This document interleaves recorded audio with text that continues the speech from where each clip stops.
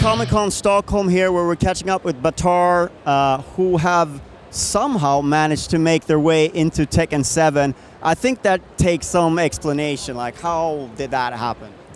Crazy story. You want to do this one? Yeah, sure. It all started a few years ago when I tweeted directly to the game series producer Harada-san, asking him where to get a specific action figure from the Tekken series, because I was going to Tokyo and I wanted to buy that action figure.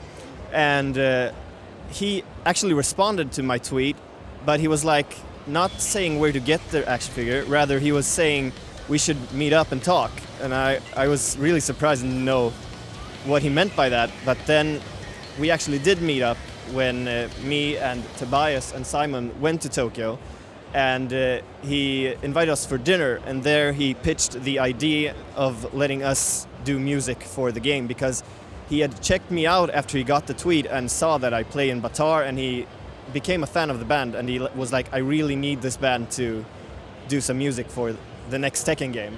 And when we found that out, we were really floored. It was like a big shock, but it was of course also a big honor.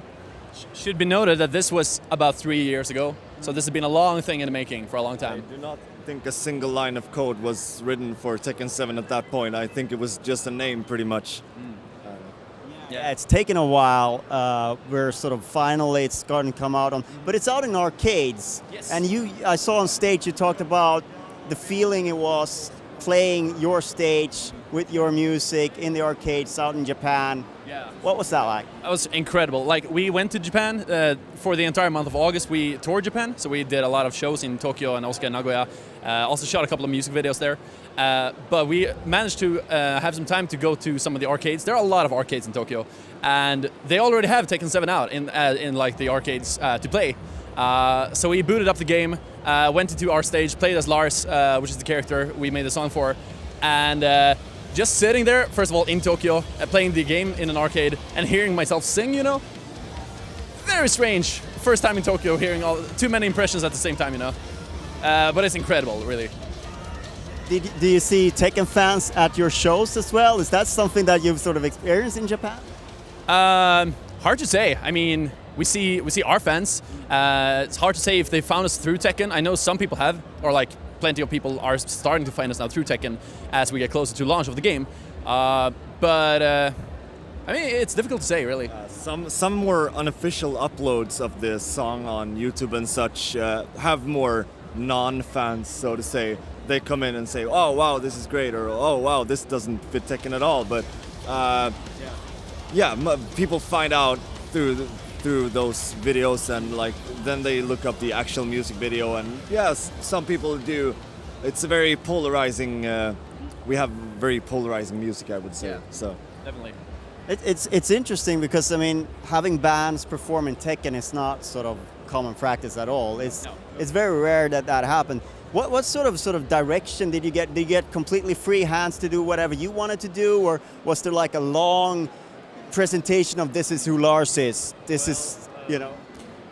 We are actually, I think, we are the first band to ever make music for a Tekken game, and Harada-san was he gave us very free hands over the creative process. He basically had just one request, and that was, since we were making music for Lars, who is a half Swedish character, he wanted some part of the song to have Swedish lyrics, and that was basically the only criteria he gave us.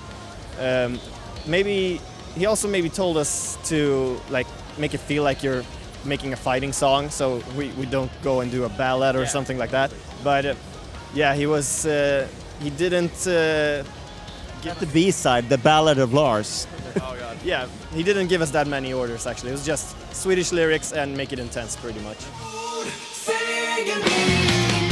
One of the things he said struck him about us was that Lars is half Japanese and half Swedish, and we are a Swedish band that have pulled some influences from Japan. So we're the same kind of mix in his eyes, and that was why he wanted to work with us in the first place. So yeah, that was his reasoning, I think. I just figured that would actually be a really good film title, The Ballad of Lucky Chloe. Like a dramatic noir movie. Interesting. And I understand the single is already out there for people who want to sample it, even though you can't play the game at home quite yet. Where can they find it? Everywhere. It's on iTunes, Spotify, all the usual places, and of course the music video is already out. Was released during E3 of this year. So the music video is on YouTube. Just go search for BatAAr official. It's on the channel. Features a lot of gameplay footage as well from Tekken 7, and maybe some visual nods in our hair and outfits. Maybe. Go watch it yourself. I edited and post-produced the video, and I wanted it to have that exhilarating feeling you had when you played fighting games on the PlayStation 1 era, like when I started out, that whole feeling. So it's got quite a retro, like CRT TV kind of vibe to it as well. So it's a very cool video. I advise everyone to check it out. Maybe we can even edit some of it in. Who knows? Magic. Thank you so much for taking the time. Thank you for having us. Absolutely.